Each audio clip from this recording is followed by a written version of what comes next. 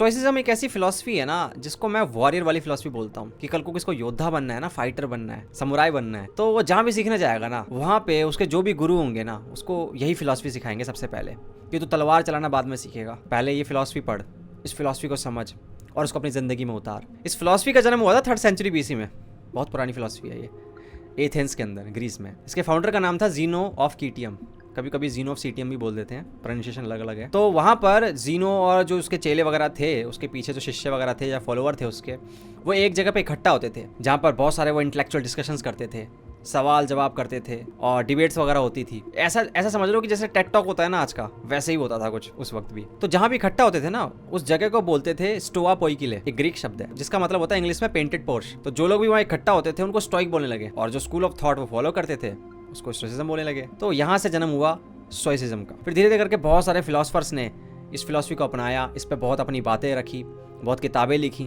और आज भी ये बहुत फेमस है। खास करके आज का जो वक्त है उसमें बहुत सारे ऐसे फिलोसफर्स वगैरह हैं या बहुत सारे ऐसे राइटर ऑथर्स वगैरह हैं जिस पे काफ़ी बात करते हैं, क्योंकि आज के टाइम में सबसे ज़्यादा ज़रूरत है इस फिलॉसफी की, जब इंसान सुकून ढूंढ रहा है, शांति ढूंढ रहा है, खुशी ढूंढ रहा है, सेटिस्फैक्शन ढूंढ रहा है। और ये फिलॉसफी वो वादे करती है कि वो आपको एक ऐसी लाइफ दे सकती है जिसमें आप कहीं पे भी हो, किसी सिचुएशन में भी हो, आप अंदर से फुलफिल्ड महसूस कर सकते हो कि हाँ आप एक फुलफिल्ड लाइफ जी रहे हो। पूरा जो स्टोइसिज्म है ना बेसिकली वो 4 पिलर्स पे खड़ा हो रखा है और उन 4 पिलर्स को अगर तुमने स्ट्रॉन्ग कर लिया तो तुम भी कहलाओगे एक स्टोइक। पहले पिलर का नाम है विजडम। अब विजडम क्या है? अगर देखा जाए तो लोग बोलेंगे भाई ज्ञान, लेकिन विजडम भी ना कुछ चीजों से बना है। सिर्फ नॉलेज से नहीं बन सकता विजडम कि आपने बहुत सारी किताबें पढ़ डाली है और आप बोल रहे हो मैं ज्ञानी हूँ, मैं बहुत बुद्धिमान हूँ। उस नॉलेज को अप्लाई भी करना पड़ता है अपनी लाइफ में कि आपने किताबें पढ़ी या फिर आपने कहीं से भी अपने गुरु से पढ़ा, कुछ भी सीखा, उसको अप्लाई करो, गलतियाँ करो, उन गलतियों से सीखो।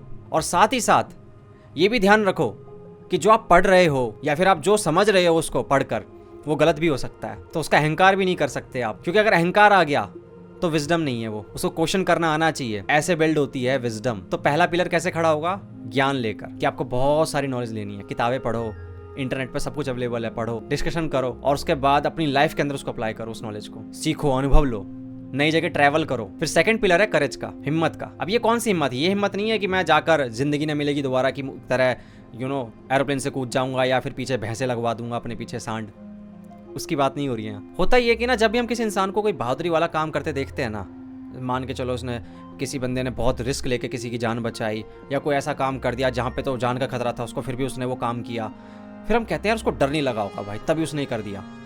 मेरे तो फट जाती है भाई, मैं तो डर जाता हूँ। कहा जाता है करेज क्या है कि जब आपकी फटी पड़ी हो, जब आपके पसीने छूट रहे हों, जब आपकी दिल की धड़कनें बहुत भयंकर लेवल में तेज हो रखी हो, फिर भी आप डिसाइड करते हो मैं तो करूंगा तब भी ये काम। तो करेज को ना लोग ये बोलते हैं it's an absence of fear, but ऐसा नहीं है। करेज एक्चुअली में ये है कि आपको डर लग रहा है भयंकर लेवल पे, आपका रोम रोम ये कह रहा है ये काम मत कर, आपका दिमाग आपको बार बार ये स्टोरी कुक करके दे रहा है कि भाई गड़बड़ हो जाएगी, मत कर, थ्रेट है, और फिर भी आप कहते हो चुप हो जा, मैं जा रहा हूँ, मैं वो करूंगा, तो उसको कहते हैं करेज। जो तीसरा पिलर है वो है जस्टिस का, कि आपको सही और गलत के बीच में फर्क करना आना चाहिए। ये नहीं कि मैं तो बहुत नॉलेज वाला बंदा हूँ भाई, मेरे को तो सब पता है। ऐसा कैसे हो सकता है कि भाई मैंने इतनी किताबें पढ़ी, मेरे पास ये डिग्री है, मैं नोबेल प्राइज जीता हुआ हूँ भाई, दुनिया मुझे जानती है, मैं इतना फेमस साइंटिस्ट हूँ और मैं जो बात कह रहा हूँ वो गलत हो जाएगी? ऐसा हो ही नहीं सकता। तो ये आना चाहिए स्टोइक को, उसको पता होना चाहिए कि भाई सही और गलत है क्या। सही और गलत का मतलब यहाँ मॉरलिटी से भी है। अगर तुम्हें एक जज बना दूं मैं और बैठा दूं ऊपर और तुम्हारे सामने एक ऐसा केस ले आऊं, तो कैसे डिसाइड करोगे? कैसे करोगे न्याय एक राजा की तरह निष्पक्ष होकर? वो ला सकते हो क्या? तो वो खड़ा करेगा आपका तीसरा पिलर जस्टिस का। और चौथा पिलर है टेम्परेंस का, कि मैं अपने इमोशंस को कंट्रोल कर सकता हूँ, मैं अपने डिजायर्स को कंट्रोल कर सकता हूँ। क्योंकि हम ऐसी जगह घिरे हुए हैं जहाँ पे हम दूसरे के हाथ में आईफोन देखते हैं, हमें लगता है यार मुझे भी ले लेना चाहिए यार, फोमो होता है और ले लेते हैं हम EMI पे। एक नया डिजायर को हमें बेच जाता है, कोई ऐड देखी, मन किया खरीद लेते हैं, बजट गया भाड़ में। तो इस पिलर को खड़ा करने के लिए तुम्हें एक बल्ब जलाना पड़ेगा। वो बल्ब मोस्टली देखा जाए तो मासेस जितने भी है ना उनका बंद रहता है, उनके दिमाग की एक बत्ती होती है, एक बल्ब होता है, एक रूम होता है बेसिकली। उस रूम में क्या होता है? एक बल्ब होता है और एक कन्वेयर बेल्ट होती है। कन्वेयर बेल्ट देखिए ना, वो बेल्ट जिस पर चीज़ें चलती रहती है, एयरपोर्ट पर कभी देखा होगा तुमने। तो उस बेल्ट के ऊपर तुम्हारे थॉट्स, इमोशंस सब बैठे होते हैं, डिजायर्स वगैरह। पर होता यह है कि मासेस का जो बल्ब होता है वो बंद होता है, तो दिखता कुछ नहीं है।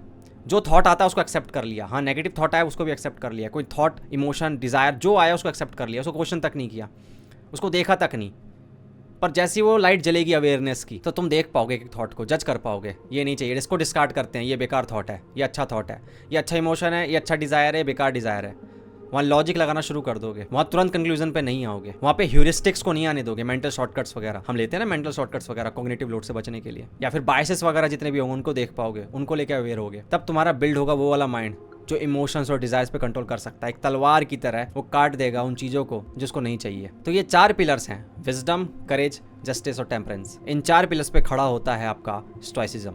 एक ऐसी लाइफ आप बिल्ड कर सकते हैं जहां पर आप सिर्फ उन चीज़ों पे फोकस करोगे, उन चीज़ों पे अटेंशन आपका जाएगा जो आपके कंट्रोल में है। मैं क्या कंट्रोल कर सकता हूँ? मेरे खुद के थॉट्स, मेरी खुद की इंटेंशंस, मेरे खुद के डिज़ायर्स, मेरे खुद का रिएक्शंस। क्या मैं वेदर कंट्रोल कर सकता हूँ? नहीं कर सकता। क्या मैं दूसरे ओपिनियन और दूसरे के थॉट को कंट्रोल कर सकता हूँ? नहीं। तो मैं क्या कर सकता हूँ? मैं ये कह सकता हूँ कि जो मेरे कंट्रोल में नहीं है पहले उसकी लिस्ट मैं अपने दिमाग में बना लूँ और मान लूँ ठीक है मैं एक्सेप्ट करता हूँ, मैं कुछ कर नहीं सकता यहाँ पे। मेरे पास एक लिमिटेड एनर्जी होती है, सबके पास एक लिमिटेड एनर्जी होती है पूरे दिन भर में। जब आप सुबह उठते हो आपके पास एक बैटरी होती है, वो बैटरी आपकी पूरी रिचार्ज हो रखी होती है क्योंकि आप सोए होते हो रात में। आप पूरे दिन भर में आपको उसी से काम चलाना है। तो क्या आप वो एनर्जी उन जगह पे खर्च करना चाहोगे जहां पर वो एनर्जी बाउंस बैक होके आ जाएगी वापस? आप कुछ नहीं कर सकते। आप फालतू में गालियां दे रहे हो, यार बारिश हो गई, यार कीचड़ जम गया, यार मैं गंदा हो गया, मेरी कार फंस गई, कार का पंचर हो गया, कितनी चीजें हो जाती हैं। बट क्या उससे हुआ कुछ? नहीं हुआ कुछ। आपने कुछ चेंज नहीं किया, बस आपने एनर्जी वेस्ट करी, आपने अपना टाइम वेस्ट किया। तो स्टोइसिज्म ये कहता है कि भाई अगर तुम्हें पता चल जाए, तुम लिस्ट बना पाओ कि तुम्हारे कंट्रोल में क्या और तुम्हारे कंट्रोल में क्या नहीं है, और ये देख पाओ कि जो मेरे कंट्रोल में नहीं है उसको मैं एक्सेप्ट करता हूँ, उसको साइड करता हूँ, उस पर मैं अपनी एनर्जी वेस्ट नहीं करूंगा, ये बैटरी जो है, जो एनर्जी मेरे पास लिमिटेड एनर्जी होती है वो वेस्ट नहीं करूंगा, तो क्या होगा? ऑटोमेटिकली वो सारी एनर्जी जो है वो उधर की तरफ चैनलाइज हो जाएगी जो आप कंट्रोल कर सकते हो। और जो आप कंट्रोल कर सकते हो उसी से आप बिल्ड कर पाओगे अपनी दुनिया को। ऐसे काफ़ी आपको मिल जाएंगे स्टोइक फिलोसफर्स, उनकी किताबें वगैरह पढ़ोगे तो शायद आपको ना उसमें कंसेप्ट मिलेगा नेगेटिव विजुअलाइजेशन का, कि आपको करना ये है कि सुबह उठ के आपको सबसे पहले ना विजुलाइज करना है सबसे नेगेटिव चीज़ जो आपके साथ हो सकती है। आपको वर्स्ट केस सिनेरियो जो भी है वो इमेजिन करना है, विजुलाइज करना है। फॉर एग्जाम्पल आप मान लो आज एक इंटरव्यू के लिए जा रहे हो, ठीक है, जॉब देने, तो वर्स्ट केस क्या हो सकता है कि भाई आपके मुंह पे तमाचा पड़ गया कि भाग यहाँ से साले तेरे को नहीं दे रहा जॉब। ये इमेजिन करना है आपको, विजुलाइज करना है। अब आप बोलोगे कि यार ये अजीब नहीं लग रहा सुनने में, क्योंकि एक तरीके से ये नेगेटिव थिंकिंग हुई ना। पर मैं बोलूंगा कि नेगेटिव विजुलाइजेशन में और नेगेटिव थिंकिंग में एक बहुत ही बारीक लाइन है। नेगेटिव विजुलाइजेशन में क्या किया जा रहा है? एक्सेप्ट किया जा रहा है वर्स्ट के सिनेरियो को।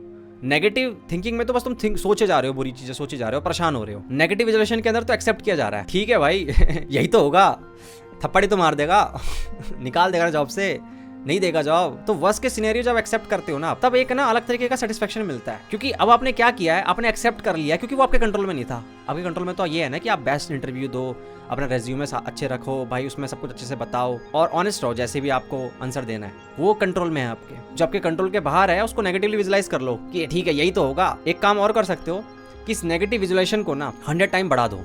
जब 100 टाइम बढ़ा दोगे तो क्या होगा, मतलब क्या हो सकता है सबसे वर्स्ट केस सिनेरियो क्या हो सकता है कि तुम्हारे साथ कुछ हो जाए, तुम इस दुनिया को बाय बाय कह दो। यही तो हो सकता है। अगर आपने फियर ऑफ डेथ के ऊपर महारत हासिल कर ली, फिर आप किसी भी लड़ाई के अंदर, किसी भी फाइट के अंदर कूद पड़ोगे। लेकिन सोच के देखो, कोई इंसान अगर अपने भूख, प्यास, नींद, मौत, इन सारी चीजों से जो डरता है, क्योंकि बेसिकली हमारी डर इसी से होता है ना कि कल को छत नहीं रही तो क्या होगा भाई, कल को अगर खाना नहीं मिला तो क्या होगा भाई, बेसिक लेवल पे बात करूं तो कल को अगर मर गया तो क्या होगा भाई, बीमार पड़ गया तो क्या होगा भाई। अगर इन सारे वर्स्ट के सिनेरियो को इमेजिन करके, विजुलाइज करके एक्सेप्ट कर सकते हो, समझौता कर सकते हो कि हाँ भाई ठीक है, अगर तू आया कल को तो मिल लेंगे। अपने फियर्स को इन्विटेशन लेटर लिख दिया, आओ सालों मिल लेंगे एक दिन बैठ के, नहीं डरता मैं फिर कौन रोकेगा? फिर बन गए तुम वॉरियर। और वॉरियर होता क्या है? एक समुराई करता क्या? एक समुराई यही तो करता है। अगर तुम नीचा का कॉन्सेप्ट देखोगे ना, अमोर फाती का, अगर तुमने पढ़ा है अमोर फाती का, जिसमें ये बोला जाता है कि तुम्हारी किस्मत में जो कुछ भी लिख दिया गया है ना, मान लो एक किताब है तुम्हारी जिंदगी की, उस किताब में ना दुख ही दुख है। मान लो 15 साल का था तब अनाथ हो गया, नौकरी नहीं मिली, पढ़ाई नहीं कर पाया, कर्ज था, बीमारी हो गई, सारी चीजें, बुरी चीजें भी जितनी भी इमेजिन कर लो, और मान लो एक किताब में लिखी हुई है। तो निज्जा ये बोलते हैं कि भाई उस किताब से प्यार कर बैठो। फिर तुम्हारी किस्मत में जो कुछ भी लिखा है,